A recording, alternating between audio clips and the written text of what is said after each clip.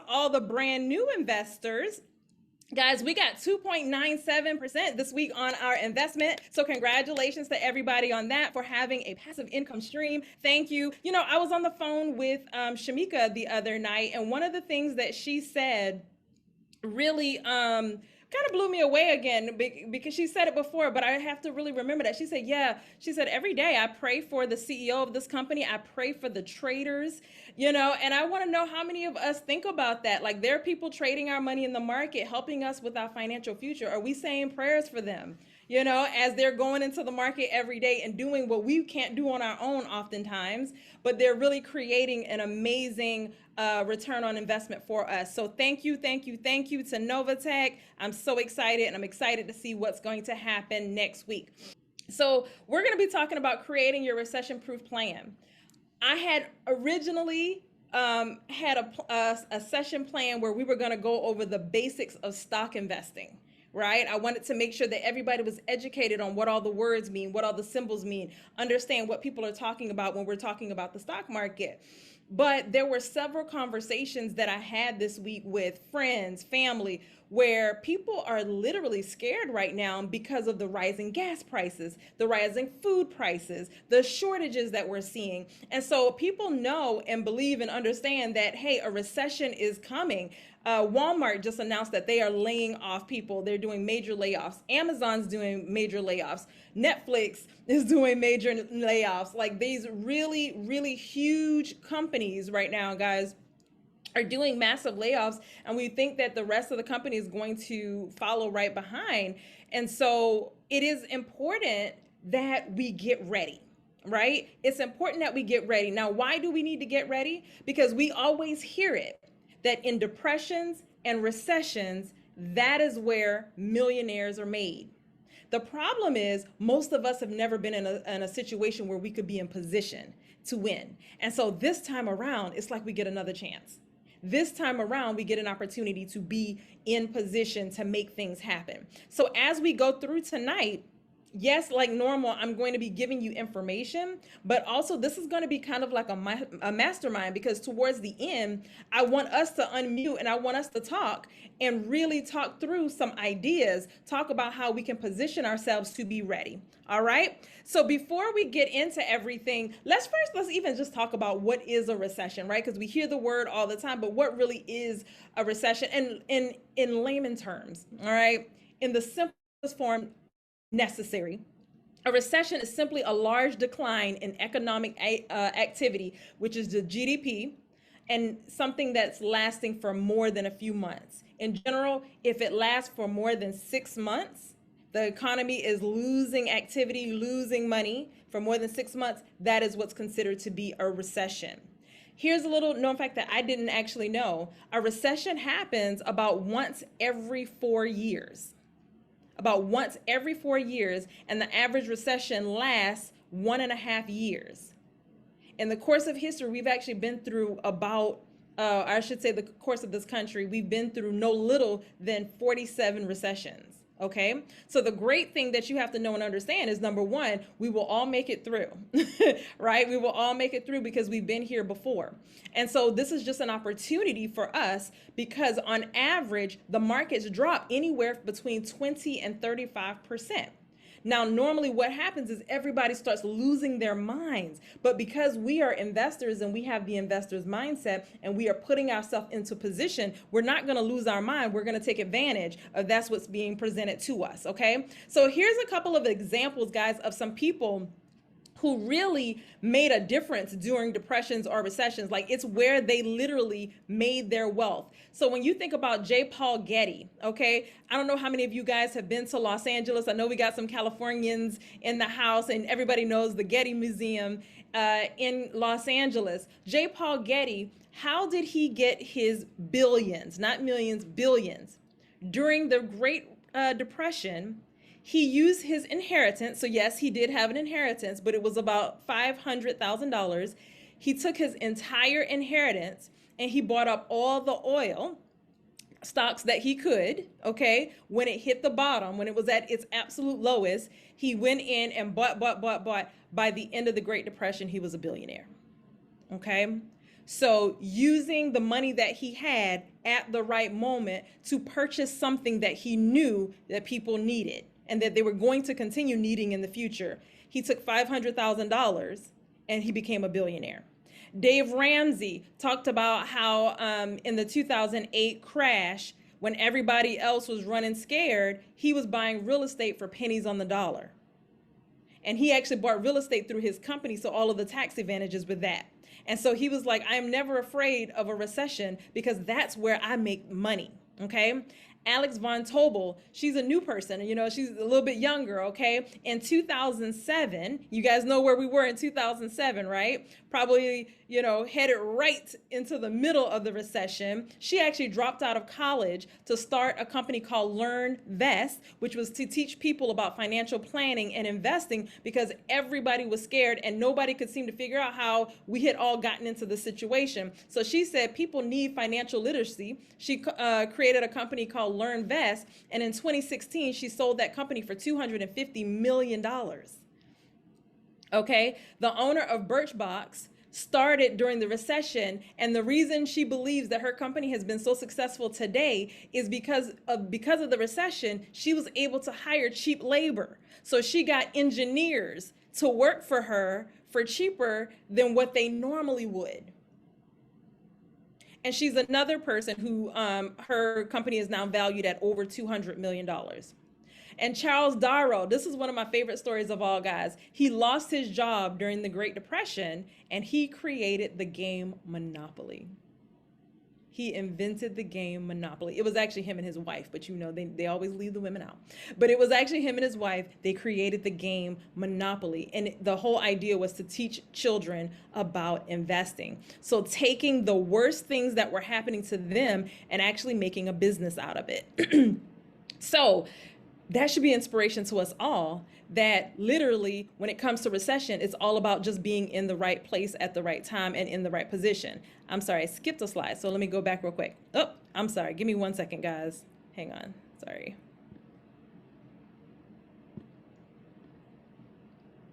There we go. All right, so here are the 3 ways, guys, that we're gonna win in this recession. Number 1, you wanna have a strong cash position. What does that mean? Guys, it means stack your chips. That's how we say it, right? Stack your chips. In this season right here, you want to make sure that you are getting access to cash, all right? Earning more money, saving more money, all right? Investing your money, but having access to cash, okay?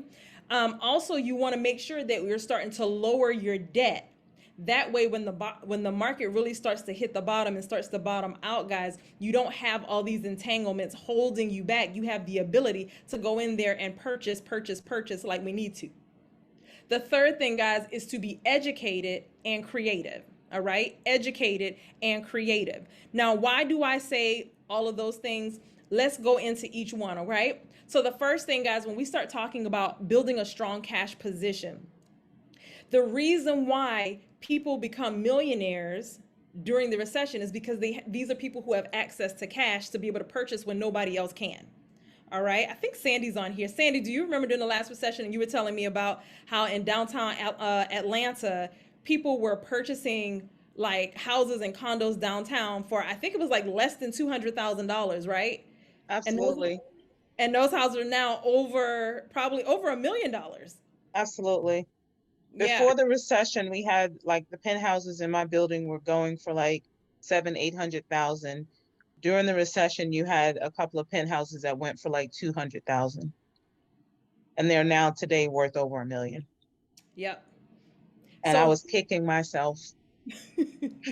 I'm sorry, TMI. No, you're fine. I love it. I love it. And so we're not going to be kicking ourselves this time, okay? Because we had another little mini recession 2 years ago in 2020. And I remember me and my husband walking the beach and being upset because there was beachfront property here in Punta Cana for $200,000, but we didn't have the cash. And we kept saying, oh my gosh, we never gonna see these prices ever again. There was a hotel, a small little hotel, and we were like, oh my gosh, it was old, but we were like, we could totally rehab that if we had access to the cash. They were selling that for less than 200,000. you know? And after the pandemic, somebody came in, bought all of that up, and now it's an actual hotel on the beach. Like, it's like being in the right time at the right place. Being in the right place at the right time means nothing if you don't have the cash to do it. So we want to get ourselves to a space where we can actually have the cash. Okay. So one thing is you want to make sure that you're saving at the highest yield you possibly can. Thank you, God, for Novatech, because right now we're getting the highest rate that's out there, guys. Like, I don't know anybody else who's getting the type of interest rates that we're getting on a weekly basis. So what I recommend, guys, is build up your Novatech account as much as you possibly can. I know a lot of you guys have jobs. I like live off of my crypto, so I have to withdraw every single week. But I'm really trying to make sure that whatever I absolutely don't need, if it's not essential, food, living expenses, put it back in and let my investment account grow. Take advantage of the monthly bonuses, take advantage of sharing this with other people and getting bonuses so that I can use that to basically build my account up faster. Okay. And then make sure, guys, when you get to the place of doubling your account from your initial investment, pull out your initial investment, guys, and now you can diversify and find something else that's giving you, a high yield savings. Okay. We believe completely in saving and diversification, because you always want to have more than one bucket working for you. So the goal when it comes to actually saving, you guys got to figure out what is your golden number. And the reason I say the golden number represents what is that number if I were to lose my job in this recession. You're right? Because layoffs are already starting to happen. So if something were to happen where I got laid off of my job, how much do I need to have coming in that can cover my monthly expenses? For me, that's the golden number. All right. So tonight, if you don't know that number, go through all of your living expenses and get that number. And if that number is too high, we got to start looking at how we can start to lower that just a little bit. Okay. And that's my second point. Start to lower your expenses. You want to start cutting out unnecessary expenses that could later on bring you freedom. And the reason I say it that way, guys, is because I know nobody wants to lower expenses. I don't. Listen, okay? I love a fabulous life. I love going out to eat. I love everything. But man, if going out to eat a little bit less meant that when the pandemic happened and that they had beach property for $200,000, if it meant that I could have been in a position to take advantage of that with cash, I would absolutely go back in time and cut out a lot of those dinners and lunches on the beach and all the stuff that I was doing, right? So think about it that it's not forever. It can be temporary, but for right now, we're getting in position, right? So I'm cutting out all distractions, anything that's not going to help me to get to my goal, and really just figure out, okay, what do I need? And that's what we're going to focus on. All right. So look for some cool alternatives. I tell you guys all the time about when I first cut off my cable. And I thought I was going to die. There's no way I can live without cable. And I bought me a nice little, Fire Stick. That thing got Netflix on it. Now they got cinema. Okay, where you can literally watch anything. Okay, I watch HBO shows on there for free. Everything on there for free. All right, and it works fine. It works fine.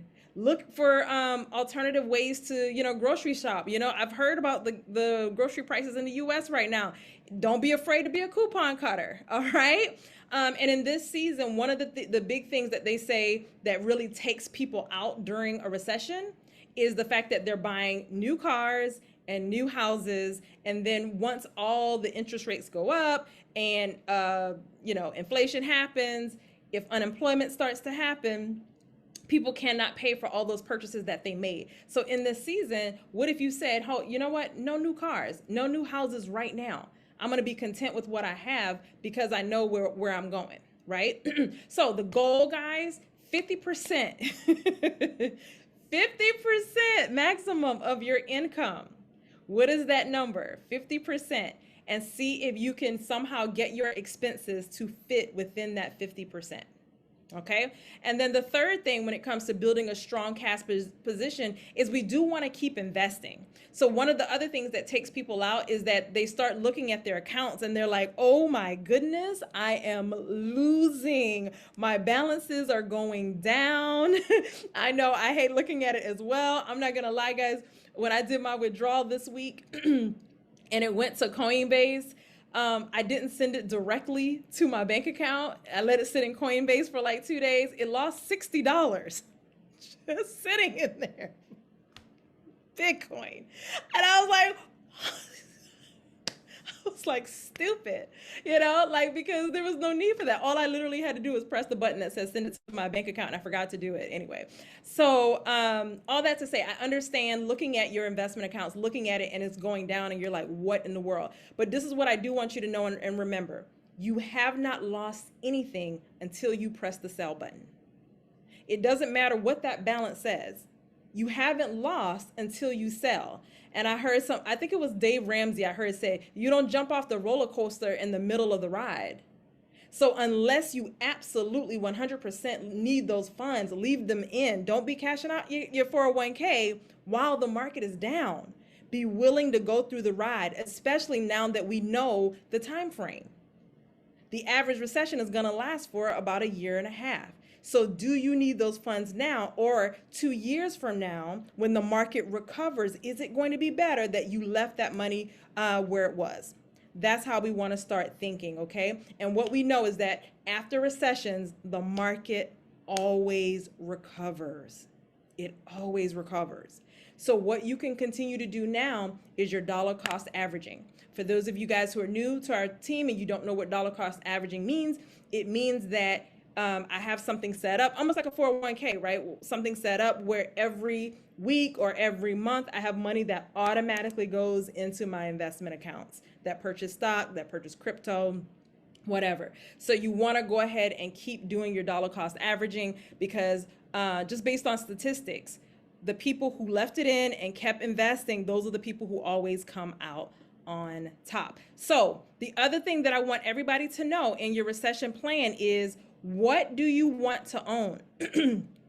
Because this is a great opportunity for you to start saying, okay, you know what? I've always wanted to own a lot of Walmart, or I've always wanted to own a lot of Amazon. I've always wanted to own a lot of Apple. Guess what? The market's down. But the key is, you got to know the numbers. So I don't know if you guys remember or not, but they told us, hey, if this is when the market first started going down, when Bitcoin was at about 60,000, they said, if it gets to about 40,000, we're officially into a bear market. So move your coins into a stable coin. We did that, and then we moved it into Novatech and started making money again, right? But the experts also said, if it goes down past 35, don't get in until it hits down to 20. So my number has been 20, meaning I'm not going to get back into Bitcoin again until it hits $20,000. You guys want to start knowing those numbers about the things that you want to be a part of, okay? Now, I heard somebody today say they believe that Bitcoin is going to get down to $10,000. Do you guys remember what they said to us about, if you want to be a millionaire, how many Bitcoin do you want to own? At least one. When it was at 60,000, for most of us, that was impossible. But 10,000, God might have given you your chance to own a whole Bitcoin. So when it goes back up to $100,000, guys, and you got in at 10, now we're starting to see how these things happen, okay? So what is that number? What is that number? We were told to buy 5 Ethereum, right? Ethereum is about to go less than $1,000. So for some of y'all, that now becomes a possibility. So when we start looking at the recession as a place of possibility instead of a place of bad things happening, now it helps us to start changing our thinking.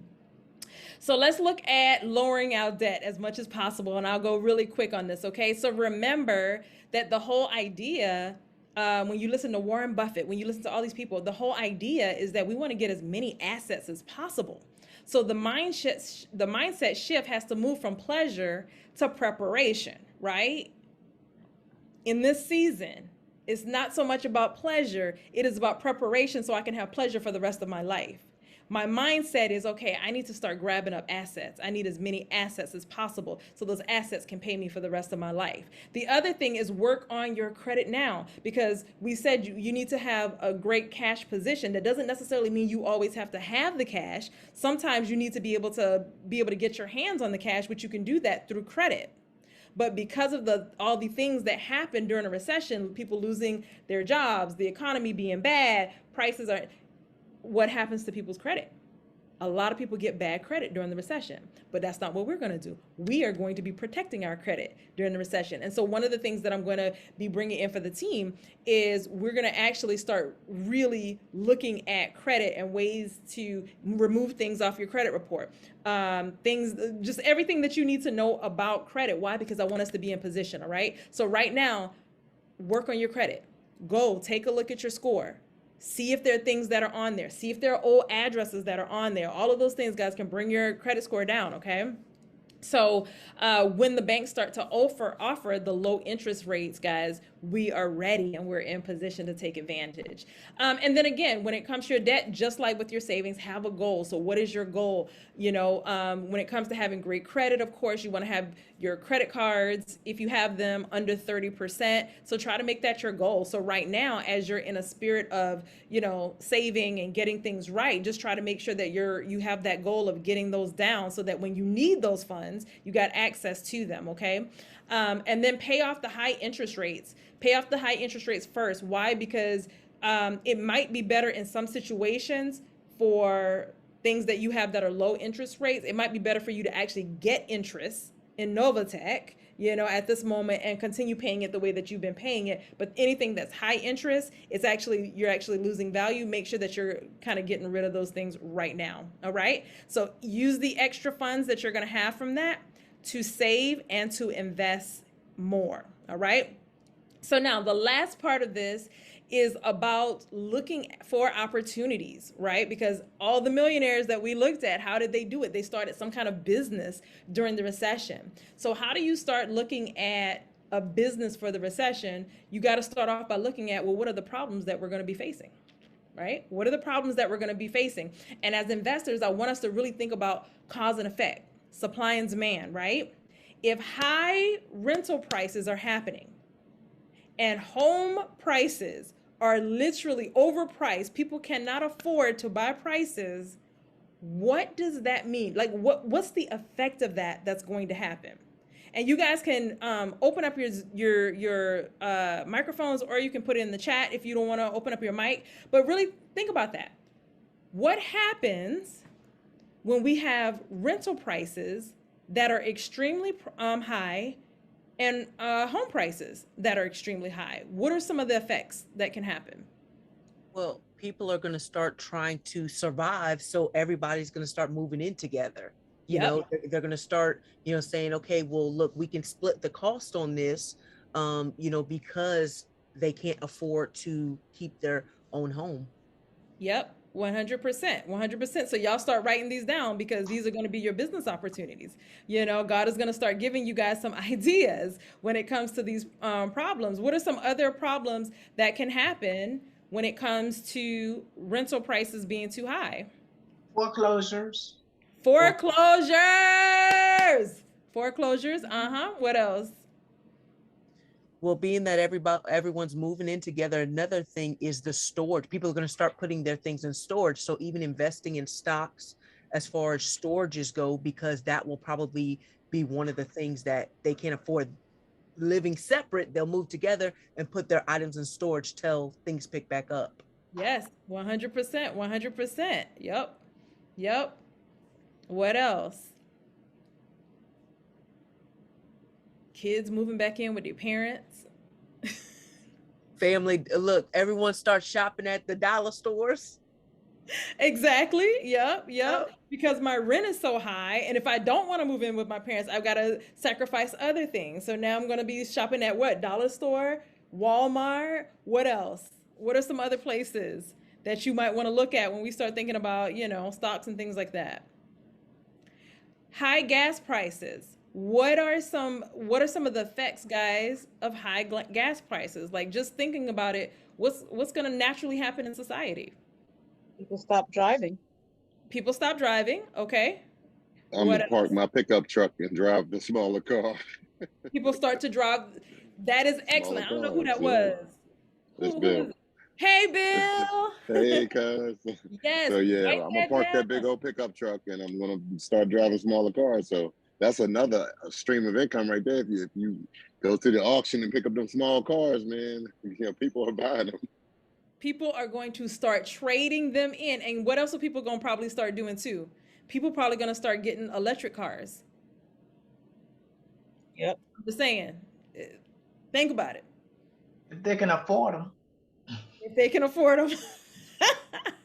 And they're delayed getting them, but yes, they are ordering electric cars. Also, I'm seeing people, even more women on motorcycles and mopeds and things of that nature. Wow. Or Wow. carpool. You can carpool. Yep, you'll see more people carpooling. Okay. Uber, how did Uber get started, right? People needed a better way to taxi. I remember when Uber got started. Like, literally, I remember when Uber got started. What else? Let's talk about company layoffs. When big companies start laying off, what naturally happens or what opportunities lie? Well, I guess depending on the skill set that you might have, maybe different business opportunities, depending on what type of skill set, as far as, the big companies that we work in, other businesses will start. So those that want to become entrepreneurs, will probably start to do that even more. Yep. You're going to see a lot of people starting to be entrepreneurs. And so those of you guys who are already entrepreneurs, there are opportunities to teach others, because there are going to be a lot of people who are like, jobs aren't stable because I lost my job. This is my opportunity. You know how many people are going to be like, see, I knew God didn't want me to have that job. It's time for me to start this business. And they're going to need help with it, right? Resumes, right? Everybody looking for a job. I know somebody on TikTok, this girl that I follow, she was a recruiter, and she's funny. She kept getting fired from jobs, but it's funny because she's a recruiter. But she created a business called Reverse Recruiting, where she basically teaches people now what the recruiters are looking for and what to say when a recruiter asks you this and that. So she used her skill that she was using for the companies, she reversed it. You can reverse your career by taking whatever you were doing for a company and switching it and doing that now for consumers. Right? Okay, 401ks are going down. So what opportunities, or what happens when people's 401ks start going down? Novatech. Yeah, great opportunity to tell people about Novatech. Yeah. Mm-hmm. Yep. Anything else? You see a lot of people saying, well, screw it. My 401k is already down. I'm going to pull it out and start my business. So just, again, just knowledge, like that's what's been happening in the past. So you start thinking like, okay, well, what is there a business opportunity there? Is there something there that I can help somebody with? High food prices. What happens when food prices get too high? People start looking for cheaper options. Mm-hmm. People start growing their own food if they Oh, can. Christy. Let's go, There you Christy. go. That's what's happening out here. People are like, shoot, like literally, people are like, I need to be able to have my own garden so I can grow my own food. People start growing their own food. So what if you came up with some sort of an idea with that? Do you guys remember that game Farmville, where people were paying to play a game on their phone where they were pretend farming? Right? Community farming. Millionaire with that idea. I had no idea they were actually paying to play that game. People were paying to play that game. Yep. That was the metaverse before the metaverse came.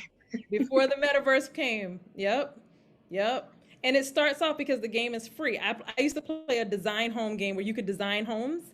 And I was like, I would never pay for this. And pretty soon I found myself being like, it's only $5. I'll buy that couch. It's going to look perfect in this fake house on my phone, you know, but you would be surprised what people would purchase once they get addicted to something. Right. So diaper shortage. Is there any opportunities there? I once knew someone who owned their own, they didn't call it diapers, of course, I guess incontinence store, because, you know, diapers can go across a range of, you know, even if you're an adult, you might need some sort of extra care. And so they had their own business, very, very lucrative. And they had all kinds of care products. And so some of them actually went back to way, way back in the day. I don't know if I could ever do it if I had to, as far as like the cloth diapers.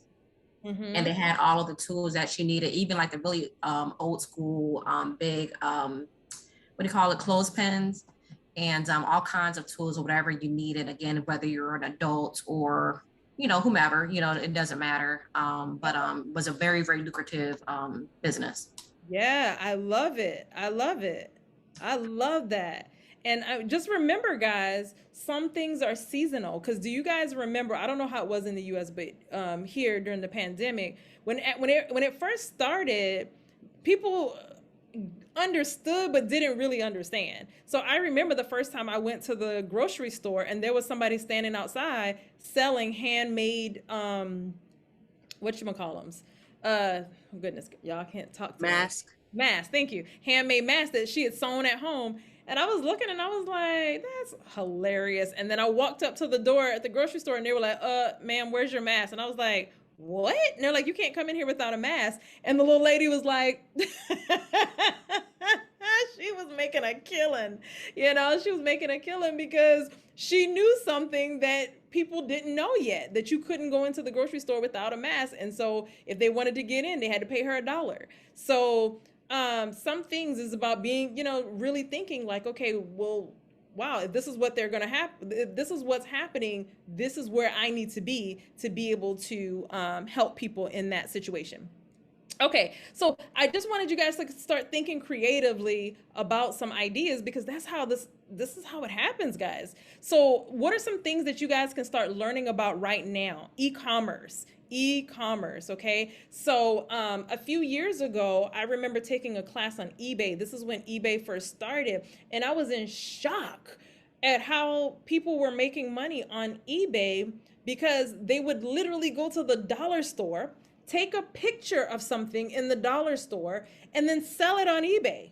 And if nobody bought it, whatever. But if somebody did buy it, then they would go to the dollar store, pick it up, and then ship it to them.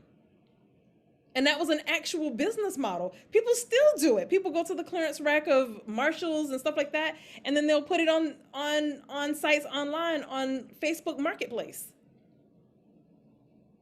Okay, so think about e-commerce, how you can create something right now because the pandemic might be over, but COVID is still out there and people are still getting sick. I got several friends right now who have COVID at this very moment in the US. So start thinking about e-commerce. And the reason I say that, guys, is because you don't have to have a lot of money to start an e-commerce store. You literally can go on Amazon, see something that you like, take a picture of, copy the picture, put it on your site, and if they order it, you put in the Amazon link.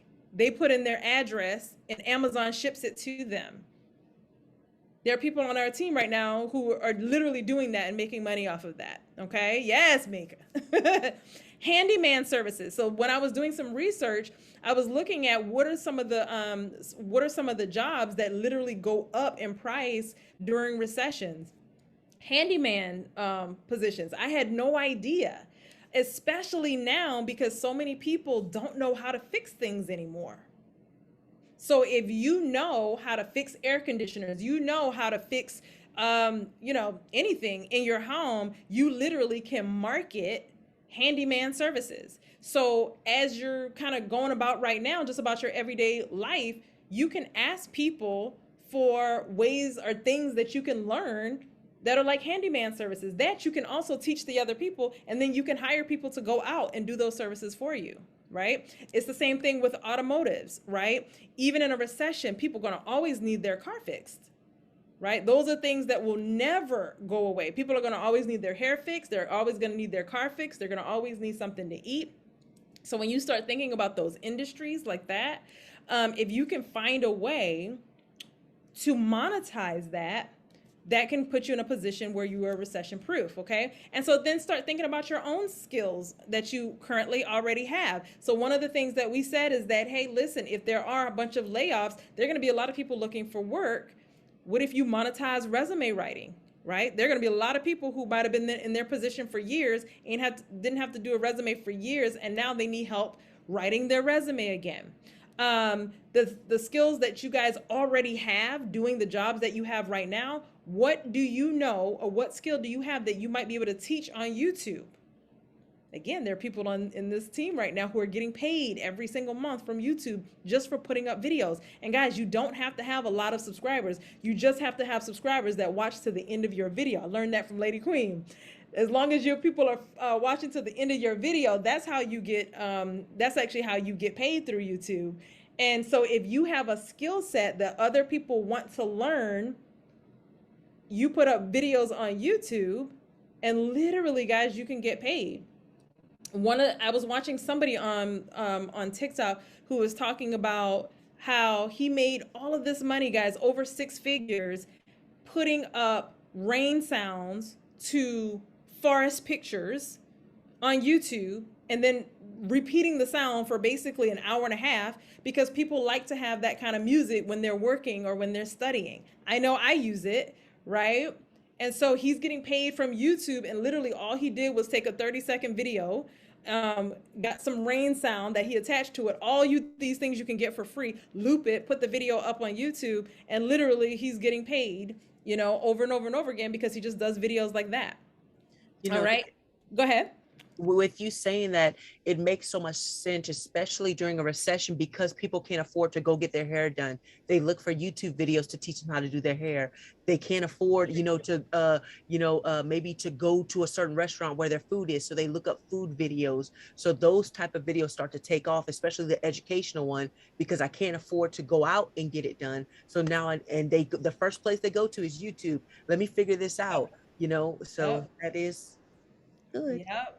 100%, 100%. I was telling this woman a few years ago who she was an older woman, and she had gotten laid off from her job, and she was like, I just don't even know how to, get back into the job market. And I was like, well, what do you do well? And she was like, man, she was like, other than, I think she was like a secretary or something. Other than that, I'm just a homemaker. And I'm like, first of all, never say just. Second of all, I was like, so what does that mean? She was like, I sew, I cook. And I was like, you know how many people do not know how to cook and are ashamed of the fact that they don't know how to cook?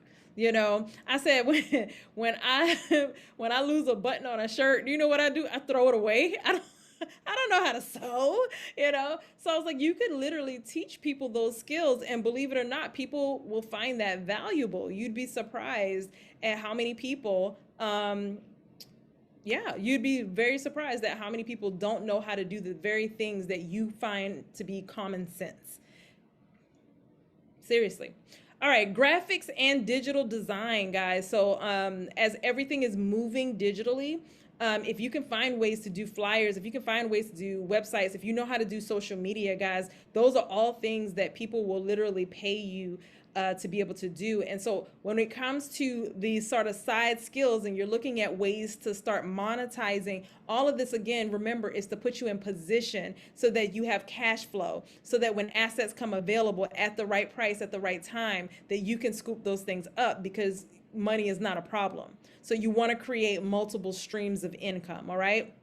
And then finally, we just talked about what are problems in the recession that maybe we can figure out some things about. Our guest speaker last week, those of you guys who weren't here, please go to our YouTube channel and you can see her interview there. But she talked about how she created a senior care franchise. And now she was featured in Forbes, right? Senior care. People are going to always need senior care. And senior care is very expensive. So there are going to be a lot of people who are like, I can't afford to send my mom or my dad to the facility, but I can't take care of them myself.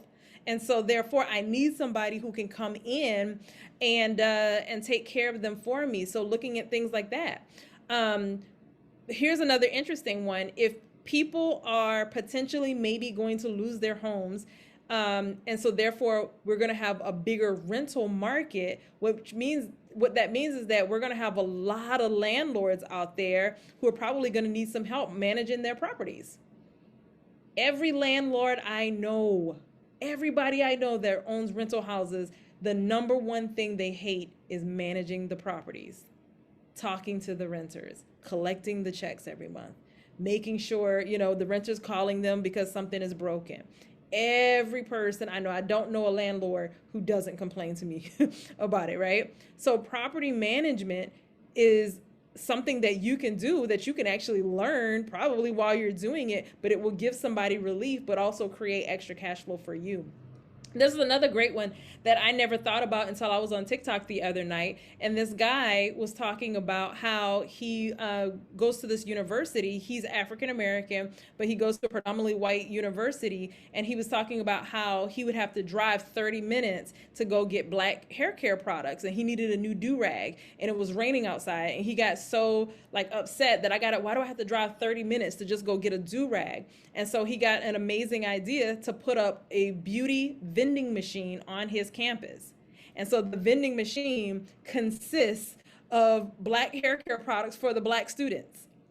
So if you're telling somebody like, we've got all of these black students on this campus and they've all got to drive 30 minutes just to get something, just to get lash glue or whatever, you know, and I have a vending machine where you can buy it right here. Are they going to go to the vending machine on campus, or are they going to take an Uber or a taxi or to go 30 minutes to get it? And he is making a killing just because he solved a problem, right? So vending machines, that I don't know the newer nice ones, but I have been studying vending machines quite a bit myself. And I know a vending machine, guys, you can get them starting anywhere from $1,500 to $3,000. And most of the time they'll tell you, don't buy the new ones, buy a used one, you know? And they're like, all you do is contact different businesses and you're offering them a service. Hey, do you have an option for your people to have snacks at work? I have a vending machine. I'd love to put it there, you know, to be able to service your clients. And most of the time they're like, the businesses actually say yes. And I think he says he refills his machines. The main guy that I follow, like every 2 weeks. I think he earns about $1,000 a month, you know, just off of having vending machines, off of each vending machine, just having vending machines, right? So when you start thinking about things like that, you know, especially things that are passive income like that, it can really set you up to be in the right place, okay? So the whole point of tonight was to just kind of give you a better understanding of what's happening right now in the world and in the markets, and really show us, guys, how we can be in position to really win. I want us to win during this recession, all right? So this week's affirmation is, and feel free to write this down, take a picture of it, and really say these affirmations every single week, guys. This is my moment to do it all again. Opportunities come easily and quickly because I never have to get ready. I stay ready. So I want you guys this week to answer these questions. What is my strong cash position goal? All right, so what is that number that I need? If something were to happen to my job, what's that amount of money that I need to have coming in every single month? How do I get my credit and debt in alignment with my millionaire goals? So I don't want us to think about it like, oh, I got to sacrifice, I got to stop eating out, I got to whatever. I want us to really think about, how do I get my credit and how do I get my debt in alignment with my millionaire goals, my millionaire self, myself 2 years from now when I'm on the other side of this? What are my golden investment numbers? Meaning, at what number am I waiting for Apple to get to before I jump in? At what number am I waiting for Bitcoin to get to before I really start reinvesting again? Okay, make sure that you know those numbers so that when the market hits those numbers, you're ready, right? And then what's the problem that may be coming and what would be a great solution? This is how $1 million business ideas happen. And so I would also encourage you guys, get with somebody on the team this week and brainstorm it. Like, really think about some great business ideas that could happen. And a lot of times, guys, we get so afraid because we'll say, oh, but that wouldn't work, or that's going to take too much time, or that's going to cost too much money. But don't allow that to happen. Just dream. Just say, man, but what if? What if I did start a business where I started a van service that would pick people up, you know, in my neighborhood to take them downtown to go to work. And then I would come back at 5 and pick them back up. And it was cheaper than them taking Uber, but I could charge them monthly or whatever. Do you know who started his business that way? Oh, Lord. Sorry. I was thinking the same thing, Tammy. It was, somebody thought of that, right? It the guy who started Fubu. Damien, Damien something. Damien John. Damon John, yes, that was his first business. That was his first business. Uber wasn't back there in the 80s, but that was his first business. He bought a van and he would take people from his neighborhood downtown and then come back and pick them up, you know, and they paid him monthly, you know, and he had a pickup and a drop-off location, right? As gas prices rise, people are going to be starting to get real creative, you know, and Uber, sometimes they done lost their minds, you know? So what are some creative ideas and things that you can start thinking of that could be helpful? All right. If real estate is going to fall, start thinking about real estate lease options, right? You guys know real estate lease options is basically when somebody is going into foreclosure and you basically say, hey, I'll take over your mortgage so it doesn't go on your payments. And then you find somebody else who has bad credit who can't get a home loan, right? And you say, hey, I'm gonna allow you to lease to own this property, and you get paid because you connected somebody who needed help with somebody who can't rent, and put that together. They move in, they're paying all the bills, but you got paid for doing the deal. That's how I want us to start thinking. Okay, so just a couple of quick announcements. Or did anybody want to mention anything before we hit our announcements and then jump off for the week? Was that helpful for you guys? I did want to mention one thing, Tammy. Absolutely. I think you had that was helpful. I loved it. But I wanted to like piggyback off of what you were saying, like really, really quick, because I think you had asked me about it before. But when it comes to what you were saying about like lowering your expenses, sometimes it's not about depriving yourself. Sometimes it's about looking into like the bills and stuff that you can get, you know, lowered. And I think I had talked about it a little bit on social media about how I like lowered my cell phone bill. I had cut my cable, phone, and internet bill almost in half. And you can do the same thing like with any like interest that you have on credit cards and stuff like that. Like you all can call them and negotiate this stuff down. So like that can go into like cutting your costs. So I just wanted to mention that. Yes, and can you give them a tip or two on like how to do that, or where do they start if they want to do something like that? Because that doesn't hurt. That it works and it is amazing. I've lowered a bunch of interest rates, like you can get credits and stuff like that, because the thing about different companies, it costs them more to get a customer versus to retain a customer. So the ball is in your court basically. So like I called and spoke to you basically call and you say, hey, can I speak to someone in the retentions department? And you're saying like, hey, I found a better deal here, or I'm looking to cancel this service or whatever. And they will, you know, I honestly took a course on it that gave me the verbiage and stuff like that. And I don't want to take up too much time, but it's honestly, you all really should look into doing stuff like that, because that can go into saving you a ton of money, especially when you talk about credit card interest. Lowering your interest can save you thousands of dollars and time on paying that stuff off.